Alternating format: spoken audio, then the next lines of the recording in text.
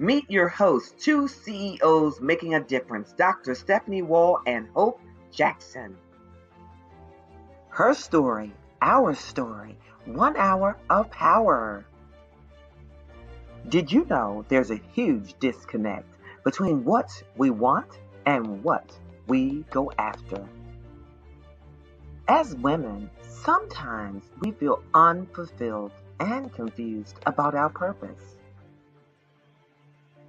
And these are just some of the reasons why we created Her Story, Our Story, 1 hour of power, so that we could connect with other like-minded women from all over the world.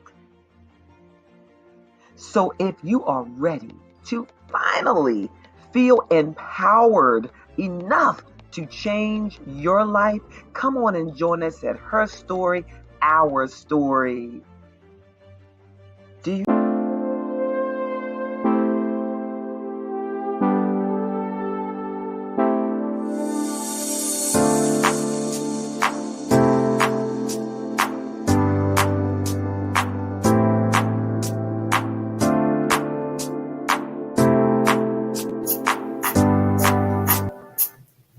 Welcome to Her Story, Our Story, 1 hour of power. Let me get my co-host Hope on the scene. Hold on, Hope. Hey, Hope. Woo! Happy pre-Thanksgiving. Listen, we already talked about it. My sisters are here. It's going to be a pure comedy. Pam has already sent some things. I checked on the front of my stoop out front, and there were 3 packages. I was like, what is these packages? Pam then ordered us some aprons. We have some aprons. We're gonna be shopping. Shopping and cooking. They gave me my list because everybody has their role. You know, Pam and Jackie love to cook. I cook to live. You got that? You see that right there? I cook to live. You know what I mean? So I'm gonna be more of the sous chef, except for right now. There's a turkey cooking. That's my specialty. Is a turkey. So that's cooking right now. Jackie's cooking the other one.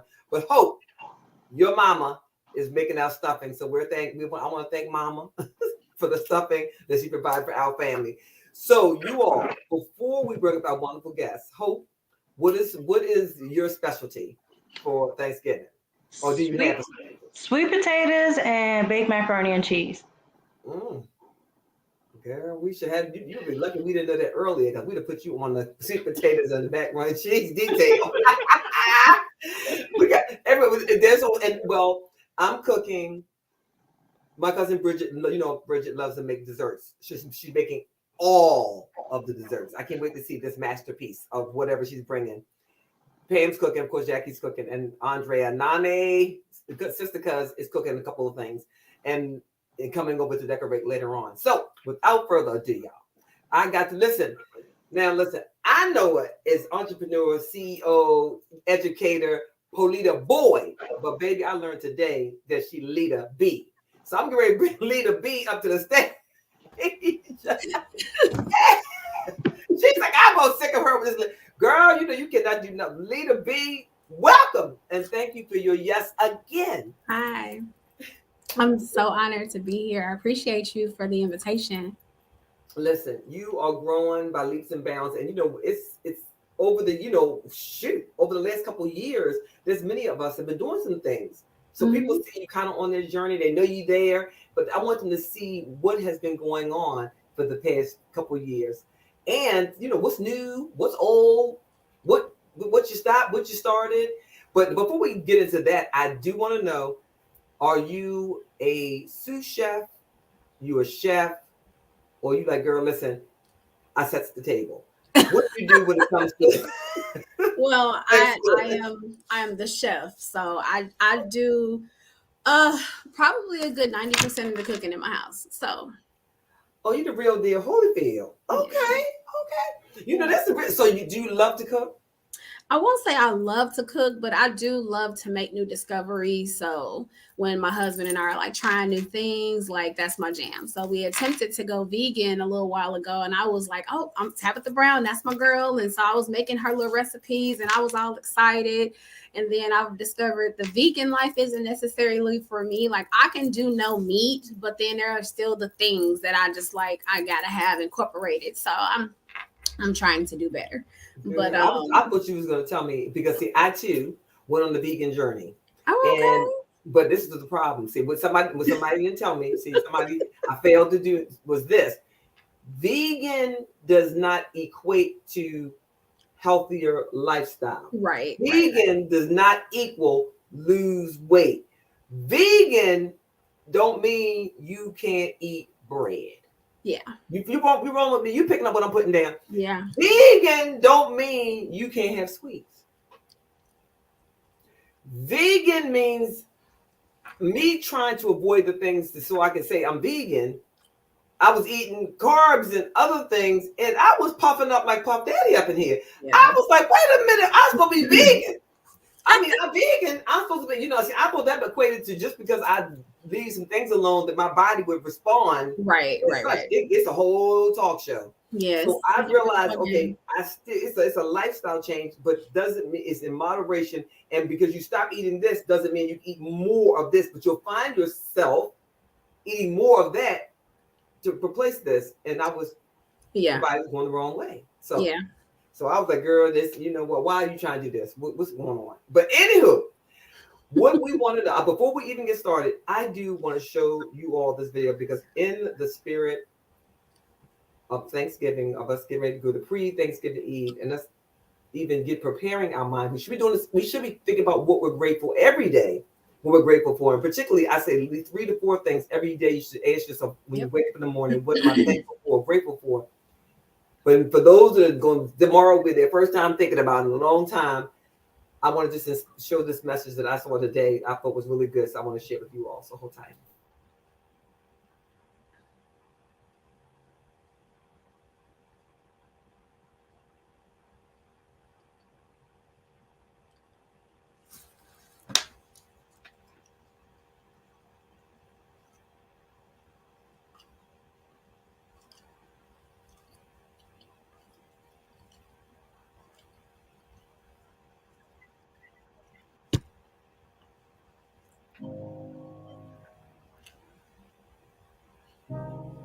When we're laying on our deathbed, you're not going to worry about how much money you had, how much power you had, how much prestige. You're going to see that was all game, that was all an illusion. The only thing that's going to matter is the impact you had on other people's lives. We are all on a separate journey. But the beautiful thing about our life here on this earth is at my funeral, they ain't going to talk about my success. They're going to talk about who Nick was and how Nick lived and how Nick loved and encouraged.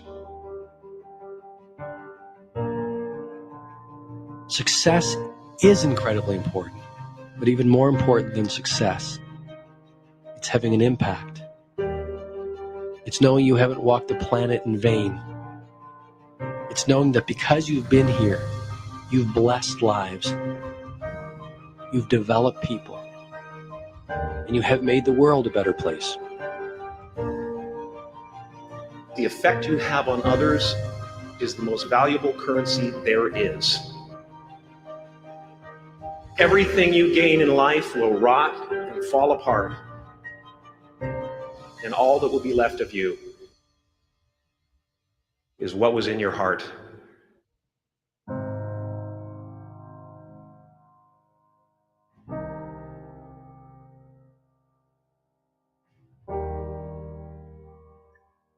Life is a mirror. And life gives us not what we want. Life gives us who we are. When you were born, you cried while the world rejoiced.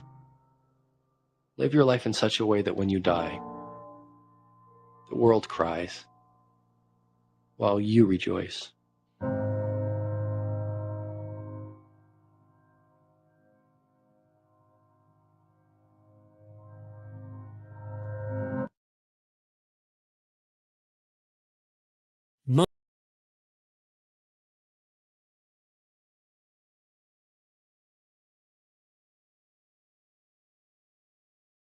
simple, strong Okay, so wait a minute, process and y'all. I'm projects still hearing like something this. here.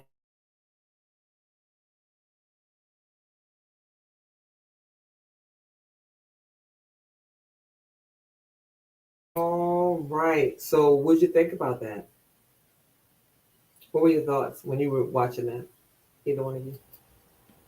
I think that was very powerful. It's funny because I did a mentoring session not too long ago, my young ladies, and I asked one of them like when they were born, and we talked about like death dates and things like that. And I said, it's real interesting because like if you unfortunately like, and I'm not wishing death on nobody, I said, but if you were to die in like 2 or 3 years, and you're already considered old. And I said, like, if you still have a long life to live, then you're considered young. I said, but you have people out here dying every day. And I put like just a random generic like birth and like death year up there. And I said, what do you think is the most important aspect of this right here? And I had one girl say the dash in the middle. And I said, well, why is that important? And she couldn't tell me, but she knew it was important. And I said, well, it is because that represents all of the things that you've done in between the time that you were born and the time that you died. And I said, like, that's what people are going to remember about you. And so I think that was a really powerful video.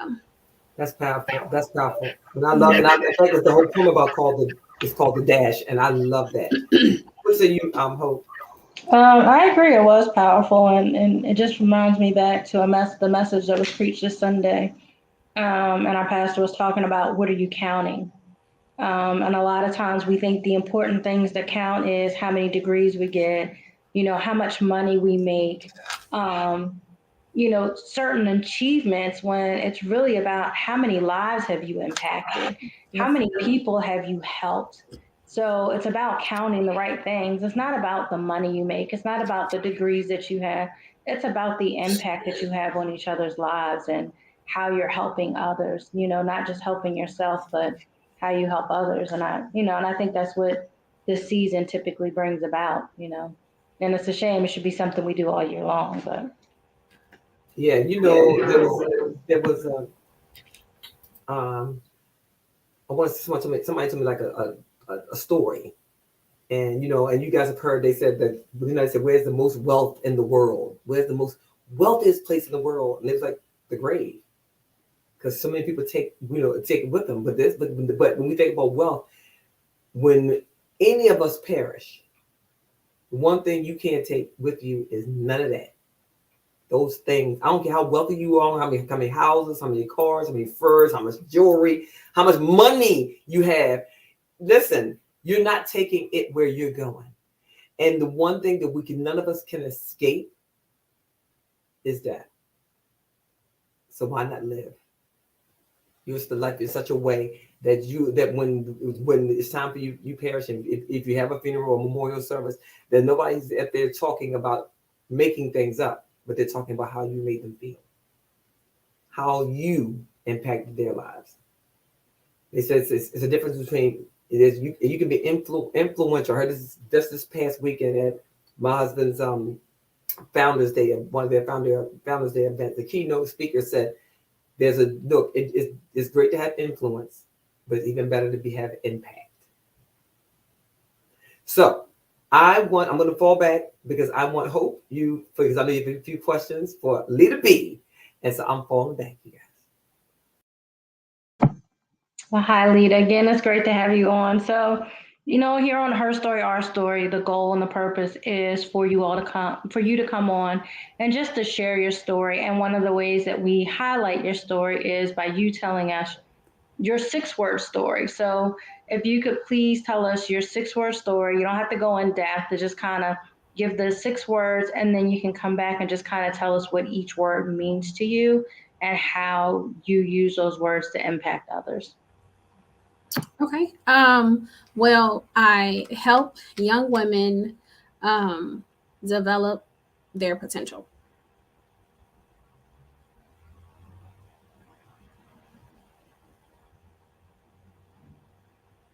You said you help young women develop their potential. Mm-hmm. What does that look like for you? Like, just kind of briefly go into what does that look like for helping young women develop their potential? Well, I'm trying not to go super deep, but it helps them to really identify key areas of their lives where they have obstacles and they're struggling to get past that.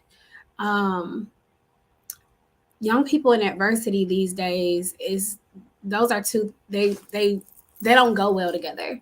And a lot of the young women that I have met, or a lot of the young women that I come across, it seems as if they allow those obstacles to kind of be their stumbling block. And so, like, once they face a certain thing, like, that's just it. There's no bouncing back from it. There's no resilience there. There's no fight. But what they don't understand and what they don't realize is on the other side of that, that is actually working for you and is helping to make you to become who you are. So in a nutshell, that's what that means.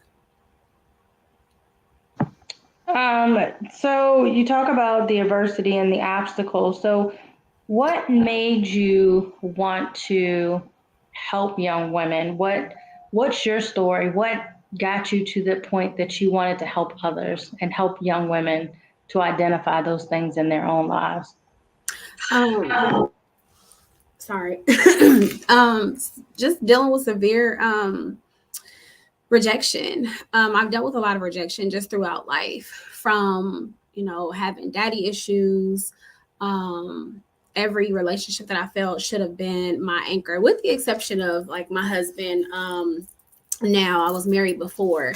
I've been through so much rejection, and I was the kind of person that I would try to look at it and learn from it instead of looking at it and allowing it to defeat me. And so I use that as, like, my foundation, and the things that I go through or the things that I continue to go through to say, okay, well, what lesson can I learn from this? How can I be better? And how can I move forward? Like, how can I grow? And so the best way that I found to do that is to use those experiences and connect with people that have had experiences to help pull them out of that mindset that they can't overcome those obstacles.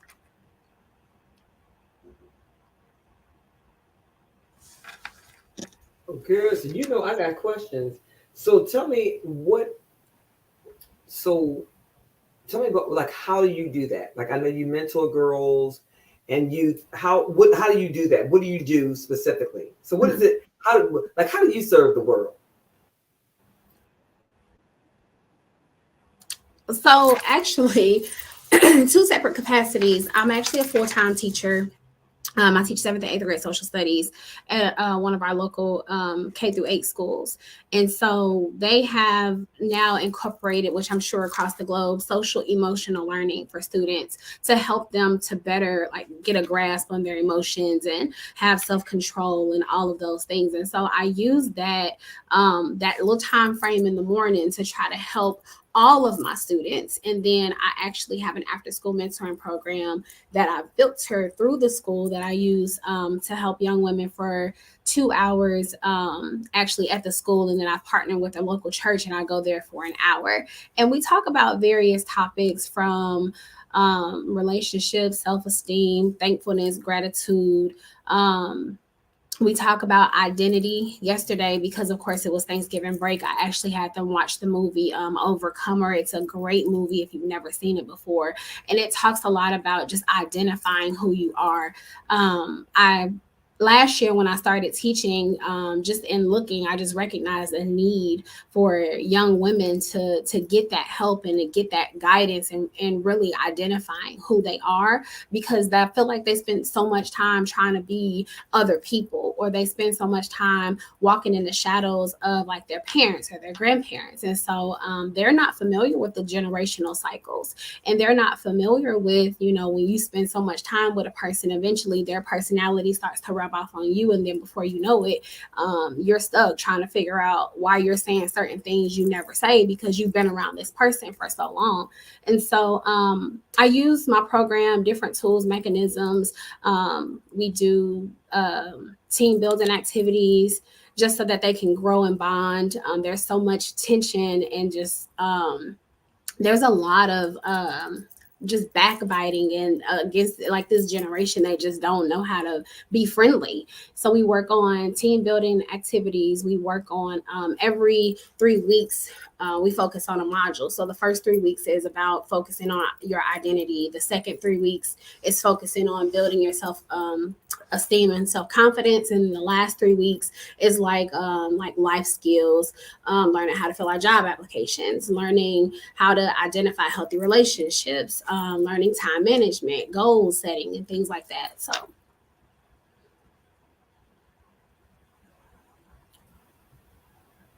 tell me, so what were ages? What age young ladies do you teach? well, I have 13 through, I want to say 17 as of right now. Okay. And and you've been, so when you, the topics that you cover, do you find there are any tough topics?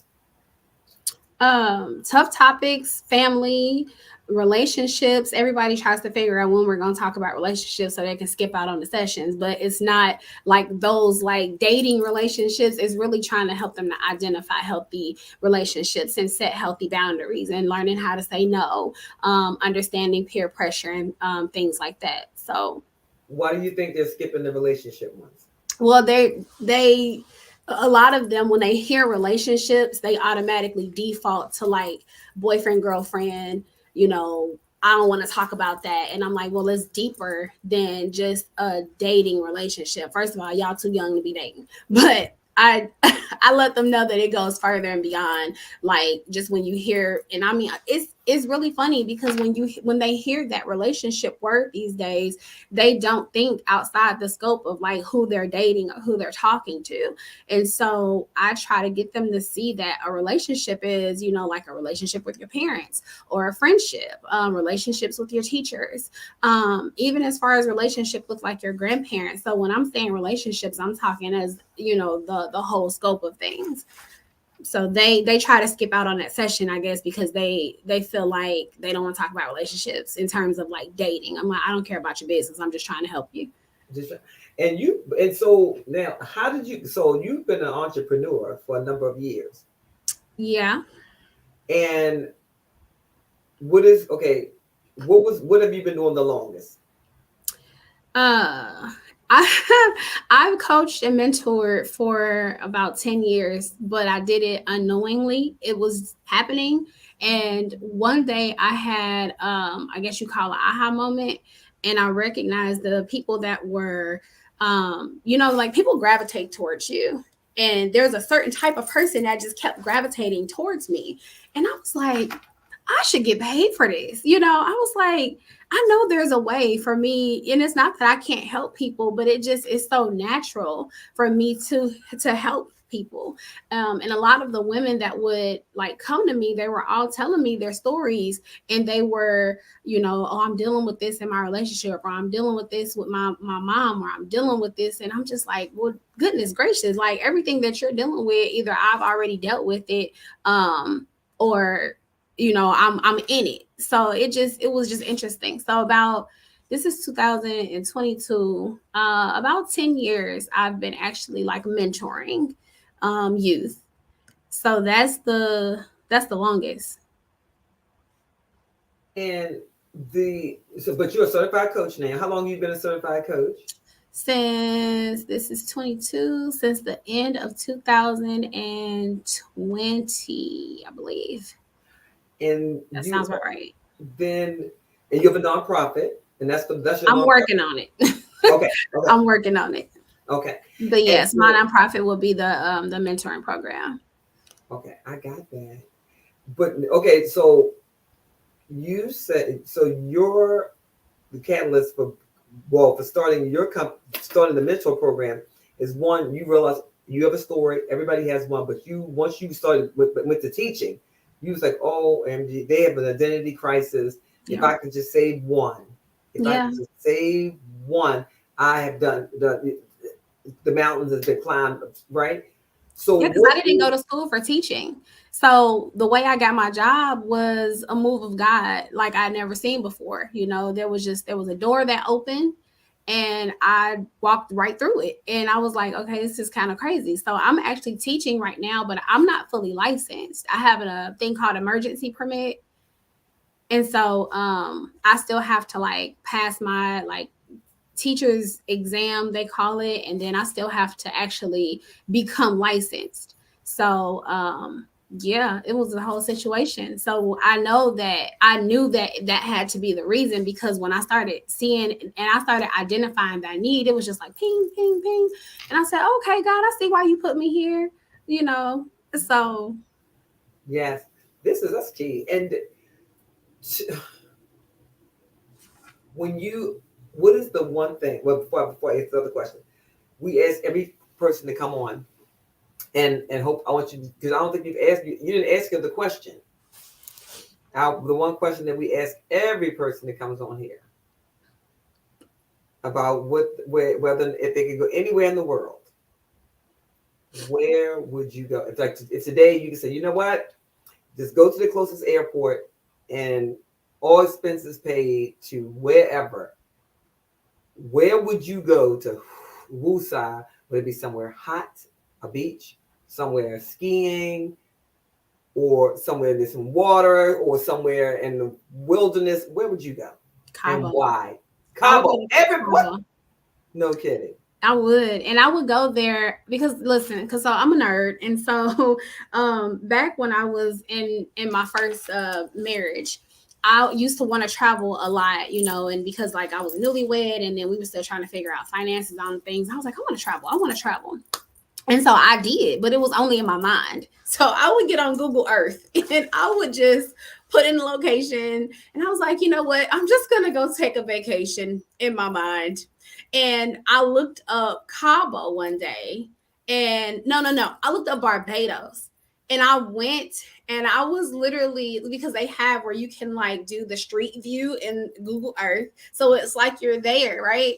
And so I was standing on the beach, and I just looked out into the water, and I just closed my eyes, and I swear to you, it was like I was right there, and it was just, you know, I just nerdy stuff. And so I just was like, you know what? I just started looking at places, and I've been trying to get to Cabo for a little bit. So Cabo is just, I would just go and just sit on the beach and look at the water and just unplug. Like, yeah, I would do it. Cabo is you know, I didn't even know Cabo is like super. It's like Dubai right now. Everybody's going to Cabo, right? I think we lost track how many times we've been to Cabo. I love Cabo, by the way. Yeah, I do. Now I just spoke to one of my friends, and she just got back last week, and she said that she had a great time. She loved it, but that she wouldn't go back. But she also was on the Pacific side, which that water is so rough you can't really get in the water. Oh yeah. Right. And so I was like, well, that's not where I stayed. And I was in the water. I love water, but I love Cabo. And matter of fact, after like everybody has the picture where you get the one rock formation with the circle in the middle, like the little whatever, that's where I was at. And I didn't even know that was a thing. But I will tell you, and Barbados. Now I went to Barbados because my brother-in-law was stationed. Well, he worked for a federal agency. And so he was there for a number of years. And so I went there a number of times as well. And it was fabulous. But I love anywhere it was warm and hot. So I get that. Right. I'm with you. But I encourage you, I look, up until 96, I didn't know anywhere. All I knew was I saw it on television.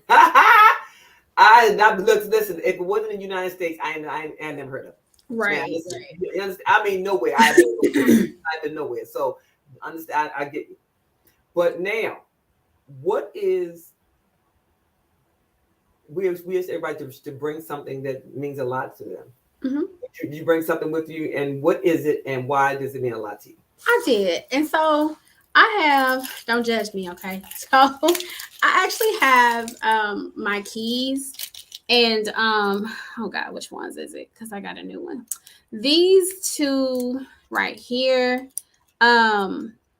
These are the keys to my office. And so when I decided last year, before I actually became a teacher, it was last May. I talked to my husband and I ended up quitting my job. I was full-time working at JCPenney in human resources. And the deal was for me to quit and focus on like my business and concentrate on that. It was unfortunate because my husband and my mother-in-law both had to have knee surgery literally like the same time. And so I actually ended up picking up a part-time job. But right before I quit, my husband went out and surprised me with an office because he really supports me and really believes in like my dreams and really wants to like see me do well. So we actually share an office, but these mean a lot to me because like this is like a starting point. And I know that like growth is happening and it's coming, exponential growth, I'll say it that way. And so they mean a lot to me just because of the support from my husband, but just like knowing that I have a place that I can come and I can work and I don't have to take work home with me. I don't know what entrepreneur doesn't take work home with them, but I know that I can have a place where I can come and I can unplug and I can do what's necessary for me to build, my business. So yeah, they mean quite a bit.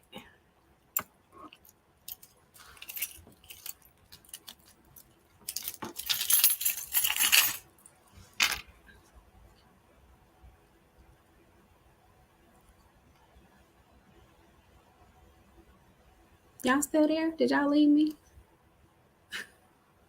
I'm clicking buttons and can't figure out what. Yeah, and I was pulling in YouTube, and so I'm hearing you twice. Gotcha. See, I can hear it. Y'all can Oh hear it? yeah. Yeah. So hold tight. So wait a minute. What's the question?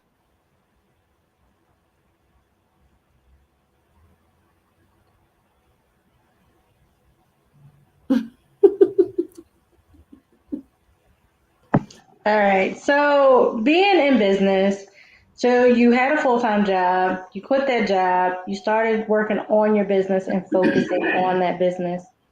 What is the biggest lesson you've learned so far being in business for yourself? The biggest lesson,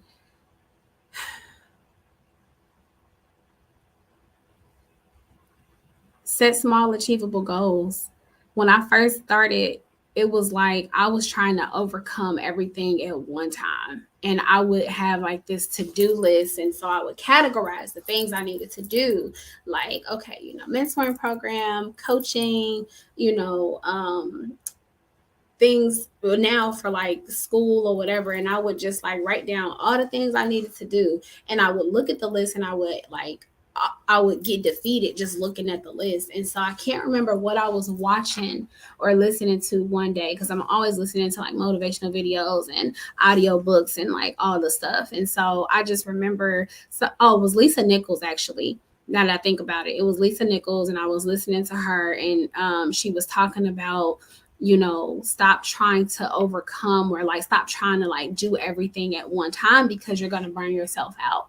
And so she talked about setting small achievable goals and working on so many goals, for that day or for that week so that you can get them accomplished. Stephanie actually said it too. I talked to her one day randomly.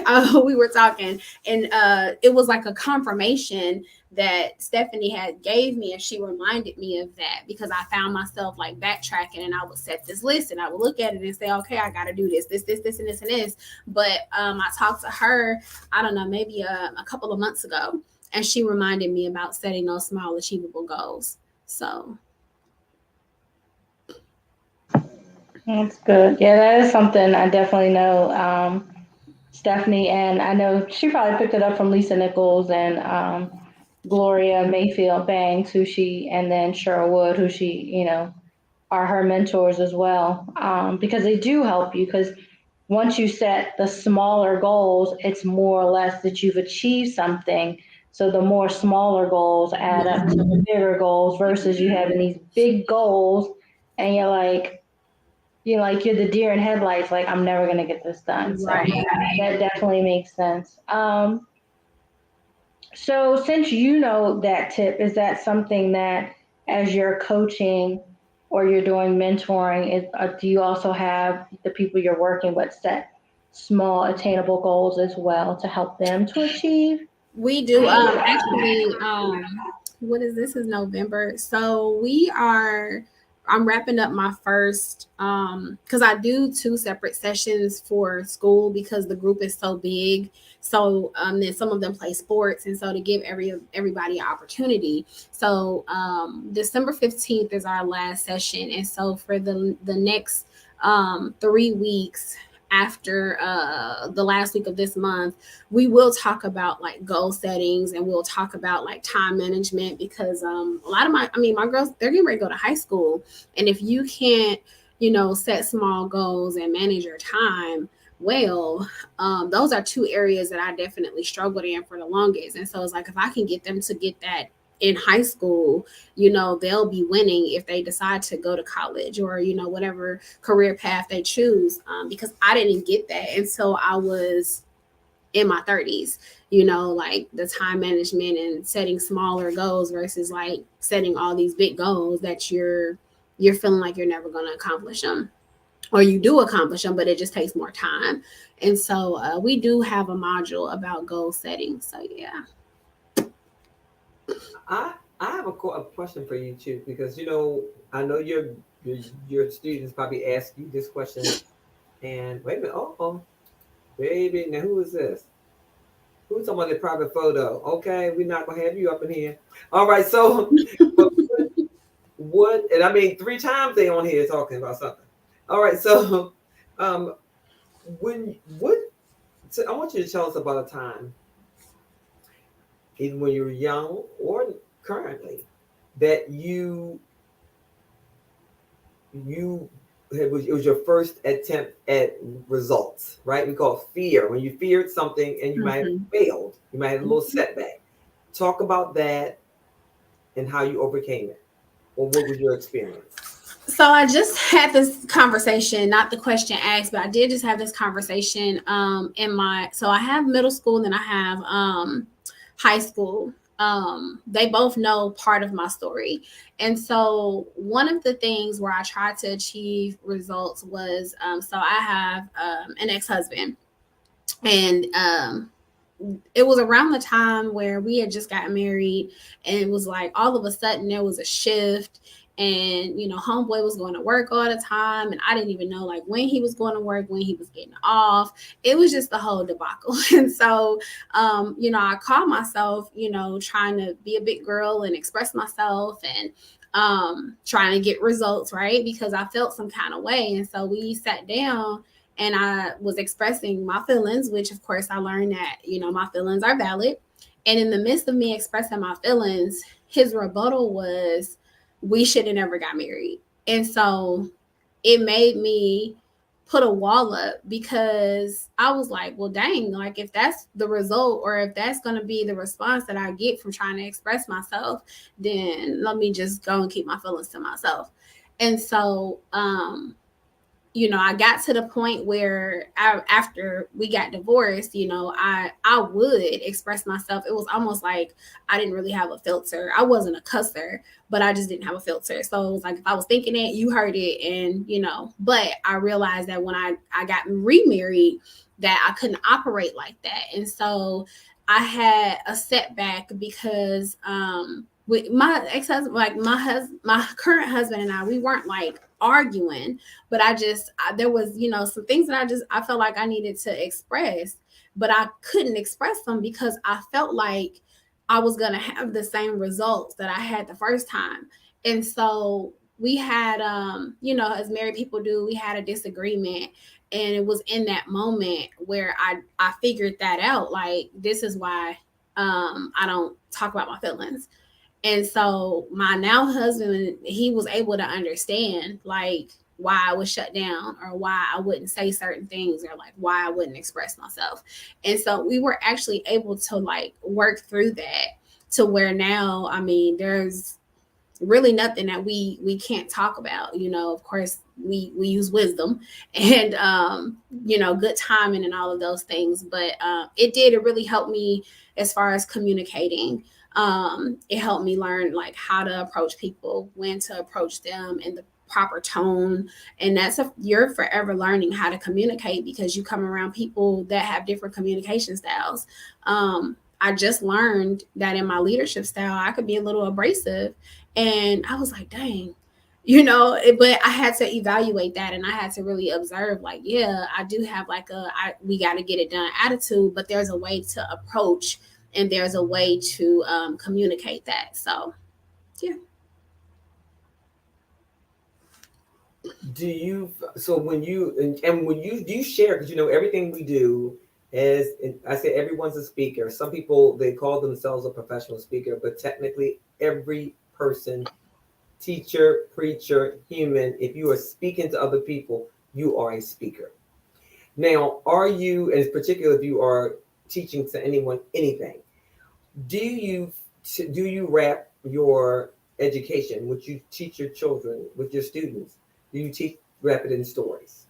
Oh yeah, of course. Okay. And do you share, and I know there has to be a line, right? Because if you're a professional, with how much you share about your personal life, I guess, right, to an extent. With your clients, as a coach, what has been one of your greatest challenges personally as a coach with you coaching others? My biggest challenge.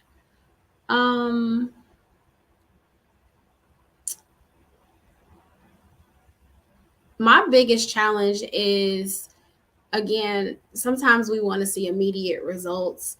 And I for a long time, I was one of those people where I felt like, well, if we're having this conversation now, then you need to change tomorrow. But it doesn't work like that. It doesn't work like that for anyone. Example, my husband, I've been married for 3 years, and I'm still, yet learning things about him every day. And so there are some things in me that I realize, like, dang, I really need to change that. But I know that it's not going to be a sprint, it's going to be a marathon. And so that was one of my biggest challenges, was wanting to see like immediate change and results, and having the reality that it comes over time, that it's not going to happen overnight. And if it does happen overnight, that's great. But for the most part, just knowing that, eventually the fruits of your labor are, you're going to see them. There's a scripture that talks about like one plant, one water, and God gives the increase. And so it's like, my thing is like, God, help me to know my role. Am I the planter? Am I the waterer? Like, because I don't want to, I'll be over here and I'm supposed to be planting a seed, and then I'm over here expecting to see this harvest, and it's not gonna happen like that. And I agree. And I wanted to know, with even your students and with your clients and with yourself, because everything we do is tied to our beliefs, Mm-hmm. and our beliefs are based on our growing up, our culture, and where we were immersed, and what we experienced, and what we heard, what we inputted, right, through our eyes and our ears. But when it comes to change, when it comes to transformation, it takes work, because here, like, think about a diet.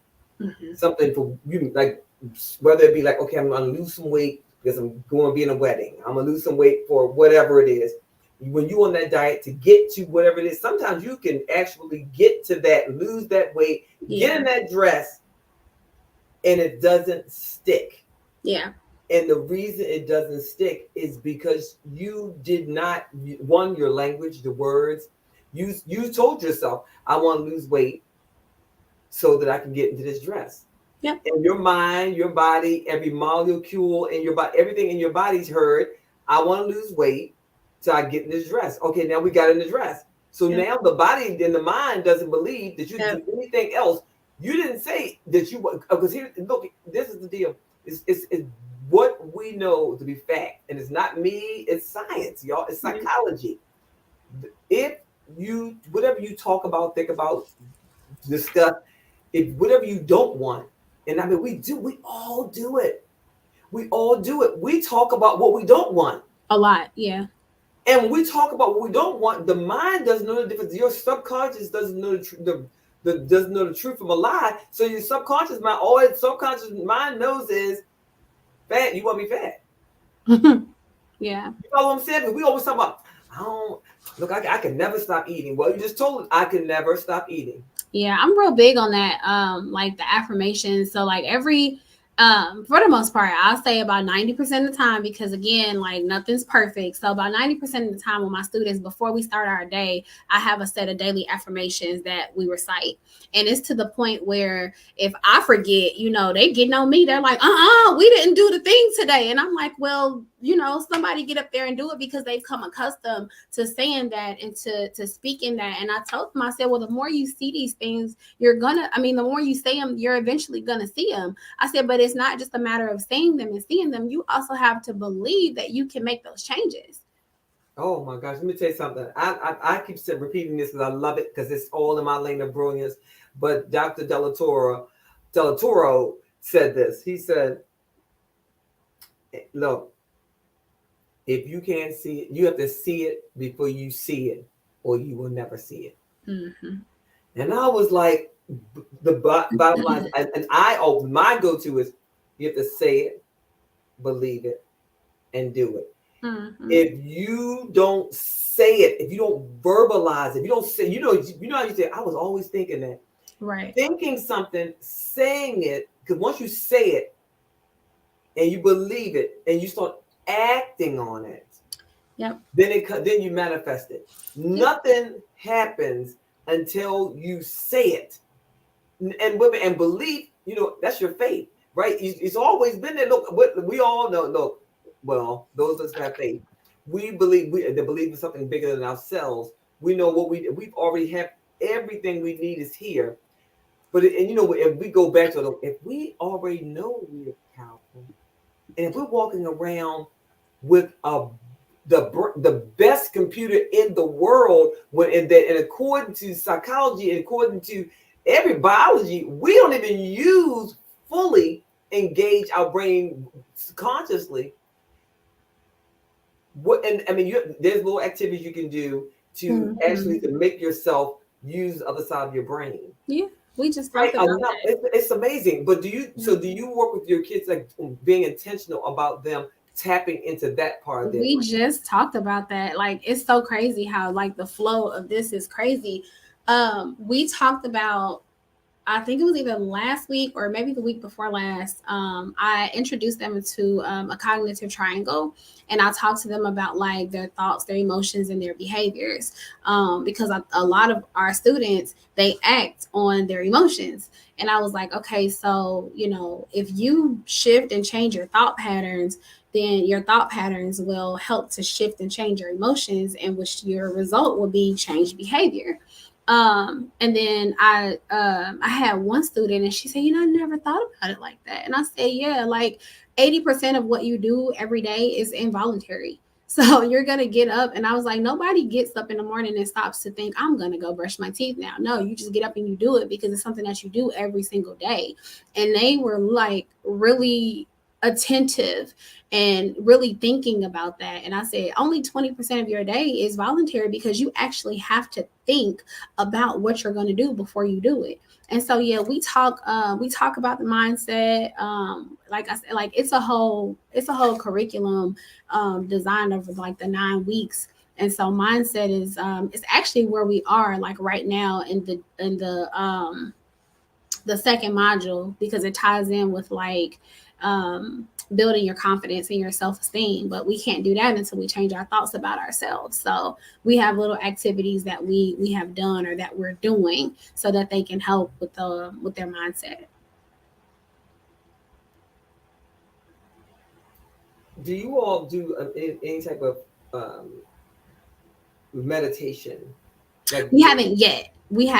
I was sick for 2 weeks, so I was out like for 2 full sessions, and so it kind of like threw everything off. But before we go on Christmas break, that is one of our sessions, is to talk about meditation. Because now they're even and I love that I keep seeing it in the school system, and and of course they're now doing it also in the criminal justice system, in the prisons and the jail, because they realize that one, in order to change someone's mindset, you have to change the mind, the physicality of it, right? And in order to get to that place, to that that realm, the delta realm, the realm, to get to that resting state, because I'm going to tell you, I remember when our boys were younger, I didn't really understand the fully why. I didn't know the words. I don't think, but I did know that think about when if you've ever had surgery, anybody that's ever had or even been put to sleep at the dentist, right? Right before you're getting ready to go under, they say, okay, now think about something, right?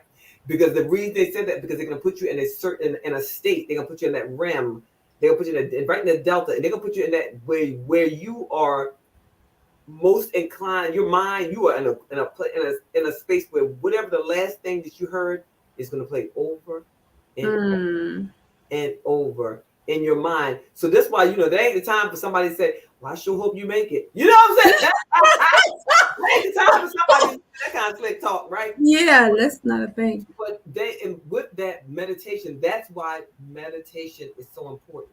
And this is what they tell you, that when you wake up in the morning, it's because really, I'm telling you, meditation is nothing but and we are, most of the time, it's not that you all, I promise you, you can read my book later on, it tells you all about it, that we are all walking around. Most of the time, we are in a meditative state. We're in a trance. We don't even know it.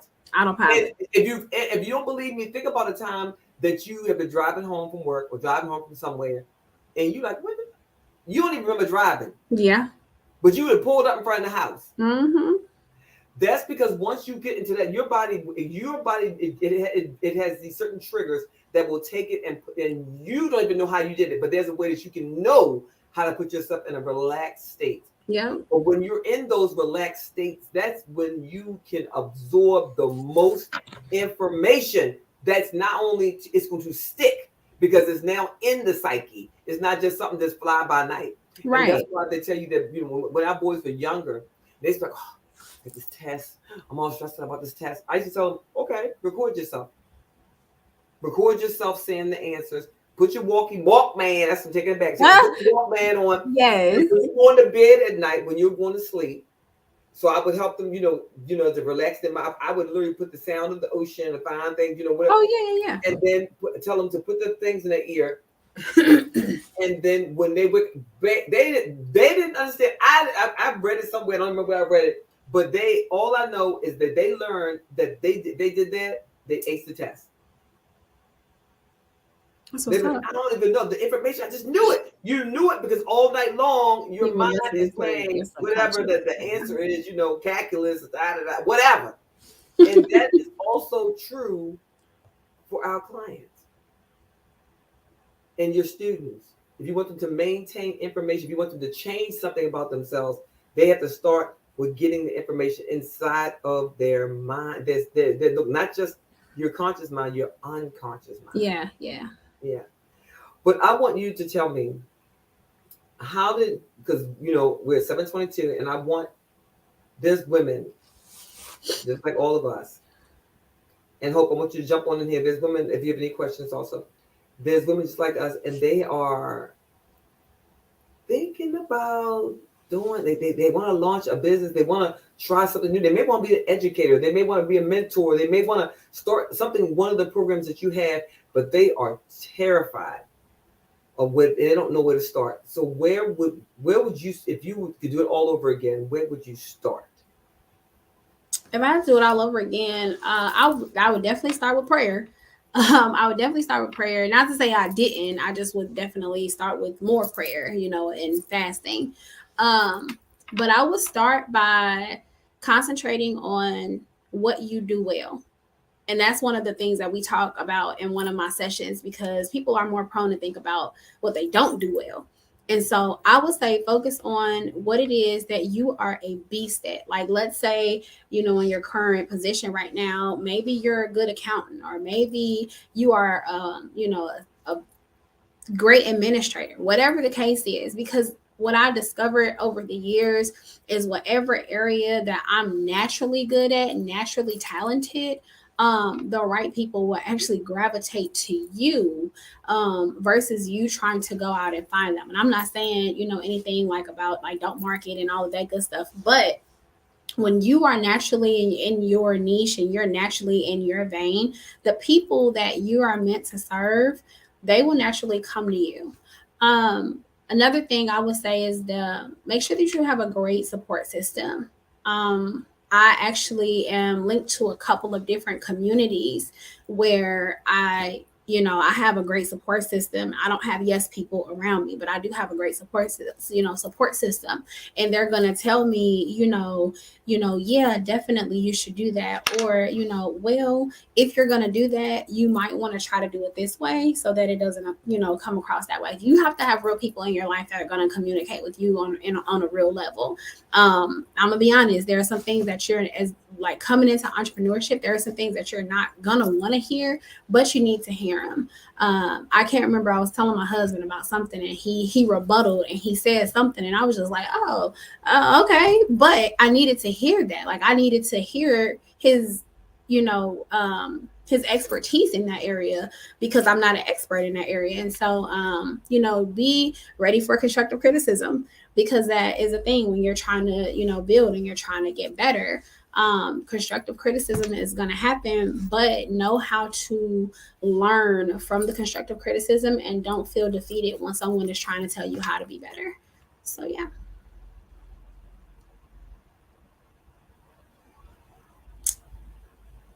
I'm looking at Hope because I know Hope is like, all right, I got this question. Can I get this question in? So Hope. My only question is, with everything that you do and you're feeding into others, you're pouring into others, what do you do for yourself to reset so you can continue to pour into others? Listen, okay, I was really hoping you asked that question because I have recently discovered the art of boxing. And when I tell you on a Friday afternoon, after you done dealt with this person kids and that person mama, and you done dealt with all of the people and all the things, there is nothing better on a Friday than to get your gloves on and to take it out. Oh, hi, Alexa. Oh, that's one of my colleagues. Yeah, so I go to boxing class and I actually just joined a journaling club and it helps so much with just like setting my tone for my day. And so I get up and I'm listening to I listen to a lot of affirmations, but I listen to like the music ones that just like they got a little like rhythm. I listen to like Kristen T, Tony Jones. So I'm listening to them like literally every morning. And so sometimes throughout the day. So I'll journal in the morning, I'll journal at night, but I just literally discovered boxing. So I actually found myself like watching boxing matches and of course the meditation. So there are some things that I do for myself to just kind of like take a woosah moment. Of course you got to have self-care in there. So I'll go get a quick pedicure. I actually got a free foot massage that I got to go get one of these days. So, but right now boxing is my jams. Like I told my husband, I was like, I feel like I just need a punching bag in my living room because when I can't get to the gym or, like they're closed this week because of Thanksgiving. And so I won't be able to go, but I still want to be able to get that exercise and that movement in. But it ain't stopping nothing. They got YouTube workouts for boxing. So that's how we get that in. That's good. I love it. Boxing though. Yes. I actually posted that's a good way to kind of release some steam though. It is. I posted a video on my Facebook story not too long ago, and I just did like a quick like boomerang of me in class, and then I did like a little snapshot of me like working the little body bag thing. And I was like, I showed one of my kids, and they was like, "That's you?" I said, "Yes, that's me." I said, "Mess with me if you want to." I had to get up and go get my gloves, right? Because I saw your video, girl. You know me just pop on back. Listen, that's what I'm talking about.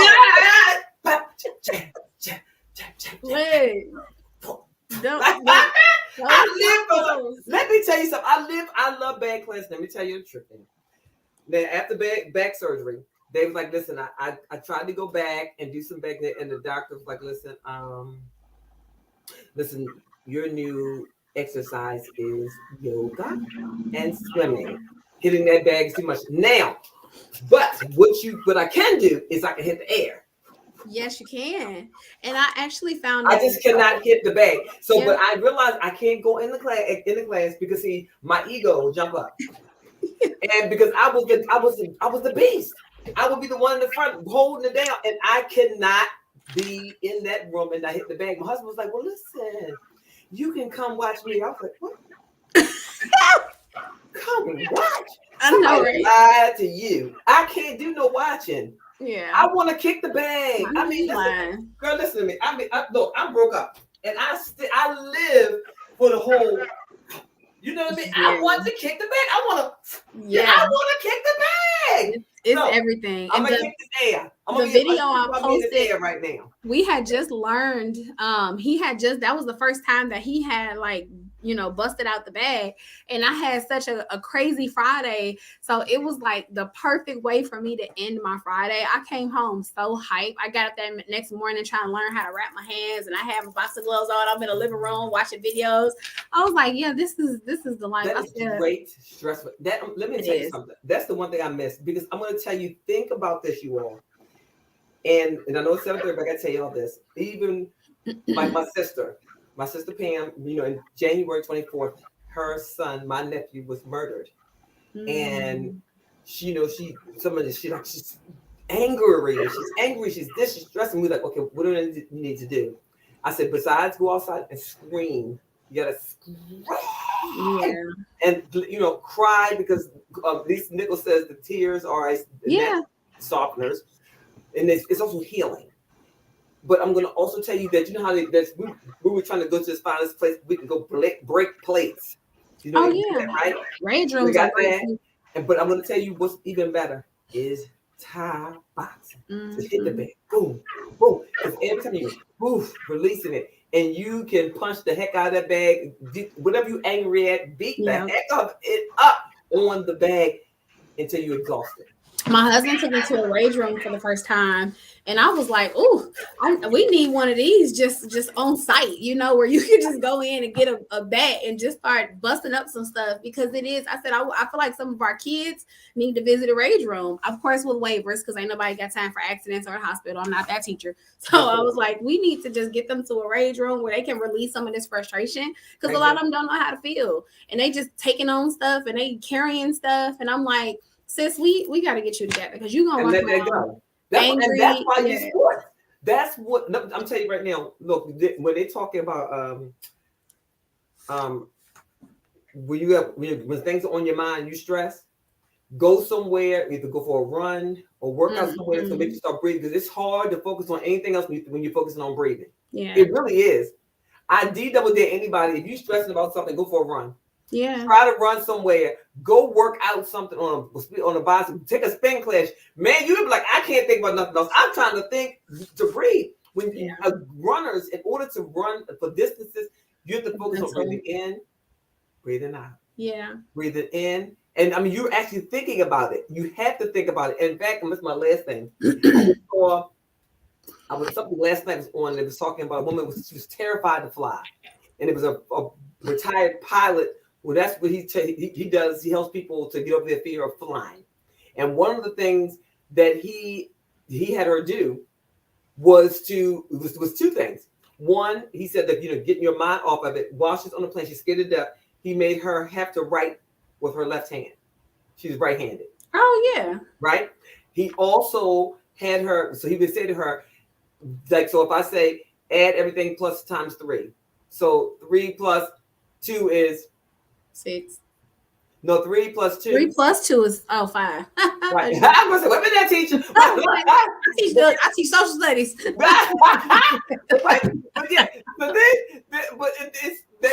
But because it makes you have to answer, and it's 3 plus 3 and 3, but she had to answer it, so she couldn't think about being scared when she's trying to calculate or trying to figure something out. Process. And so that is the same for when we are dealing with things. We have to get their mind, because one thing, when we focus, you got 2 options: focus on the problem or focus on the solution. Yep.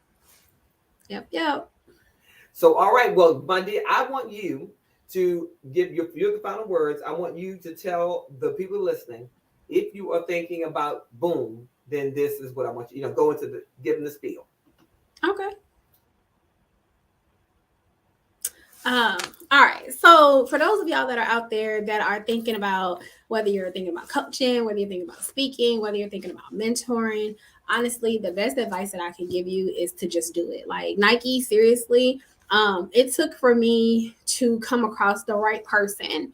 It was like the story in the Bible about Elijah and Elisha. I don't know if y'all have ever read it, but somewhere in Kings, I think First Kings, I have to find it, but it was basically like I had an impact with somebody, and it made me realize that I have an audience that's assigned to me, and if I don't do what I have to do, then they won't be able to do what they have to do. Like, I don't know how else to explain it. So it's like, if I'm not like my best self for the people that are assigned to my voice, then they won't get what it is that they're supposed to get in order for them to go to the next level. So as fearful as you are, you just got to jump out the plane. Like, I don't really know another way to say it. You really just have to lace up your bootstraps and just get out there. Again, like get a support system, get connected to somebody that's doing what you're doing. And one thing I love about the people I'm connected to is that they're not intimidated, because everybody can eat. Like the industry is big enough for everybody. And so even if you're thinking about being a mentor, hit me up. I don't know all the things, but I've been doing this for 10 years. If you're thinking about being a life coach, there are several life coaches in the industry that I'm sure you can follow. I'm always trying to learn and glean and pick up something from other people, because you don't know it all. Be a forever student. Like one of my things, and I used to do them a whole lot, but again, life, but I don't want to use that as an excuse, just my momentum. I used to do these lessons with Lita B. And so if I could leave a lesson with you, like literally be a forever student. If you have something that is that you want to do, like learn about that on a regular basis, regardless to whether it's not coaching. Maybe you do want to be a teacher. Maybe you want to be a pilot. Maybe you want to, I don't know, maybe you want to be a boxer, so just make time throughout your week to learn about those things, so that you become more knowledgeable about your particular field or your industry. And so, that's what I leave with you. Well, thank you, ma'am. Thank you. Well, while we're on here, let me just go ahead and tell you, as we close out, as Lisa Nichols said, I love the quote. I love this. And that is this. But we have lights. And you have to shine your light. Yeah. Shine your light. Look, let your light shine so bright. And even though sometimes when you shine your light bright, it might shine on other people. They might not be happy about it because it's shining on what they believe is their perceived shortcomings. But we all have a gift, and we have those gifts only we can give the world. And if you don't shine your light, then those gifts, as Lita B just was alluding to, if you don't use your gifts, because only you have them, the people that are supposed to get that blessing, those gifts, that light that you're supposed to shine, if you don't shine it, then they don't get it. And if they don't get what they're supposed to get, then they can't show up the way that they're supposed to show up. So shine your light, because if for no other reason, it's yours, and it's your gift to the world. As I believe, it's my gift to the world. I believe in the Holy Trinity, and I believe that my light is for me and for you. And if I don't shine it, you don't get what you're supposed to get. So have an amazing day. See you back here every Wednesday. So next Wednesday, another amazing guest, 6:30 p.m. Eastern Standard Time. Be back here. And again, Lita B, thank you. Thank you, Dr. Stephanie. Have a great Thanksgiving, everybody. You too.